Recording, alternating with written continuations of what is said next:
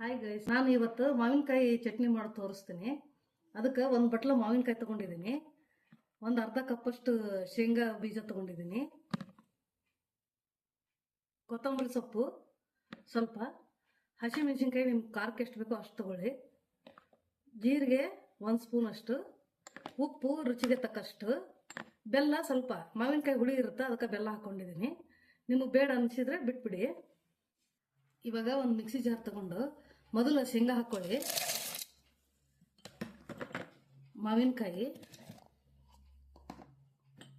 ಹಸಿಮೆಣಸಿನ್ಕಾಯಿ ನಾ ಒಂದು 5-6 ಹಾಕ್ತೀನಿ, ನಿಮ್ಗೆ ಖಾರಕ್ಕೆ ಎಷ್ಟು ಬೇಕೋ ಅಷ್ಟು ಹಾಕೊಳ್ಳಿ,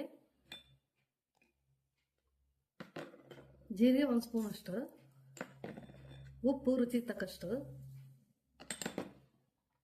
ಕೊತ್ತಂಬರಿ ಸೊಪ್ಪು ಸ್ವಲ್ಪ, ಬೆಲ್ಲ ಸ್ವಲ್ಪ, ಎಲ್ಲ ಒಟ್ಟಿಗೆ ಹಾಕಿ ರುಬ್ತಾ ಇದ್ದೀನಿ ನಾನು. ಇವಾಗ ಮಾವಿನಕಾಯಿ ಚಟ್ನಿ ರೆಡಿ ಆಯಿತು. ಸ್ವಲ್ಪ ನೀರು ಹಾಕಿ ರುಬ್ಬಿದ್ದೀನಿ ನಾನು, ಜಾಸ್ತಿ ನೀರು ಹಾಕಿಲ್ಲ. ಯಾವುದೇ ಚಟ್ನಿ ರುಬ್ಬಿದ್ರು ನೀರು ಜಾಸ್ತಿ ಹಾಕೋಬೇಡಿ, 2 ದಿವಸ ಇರುತ್ತೆ ಚಟ್ನಿ ಇದು.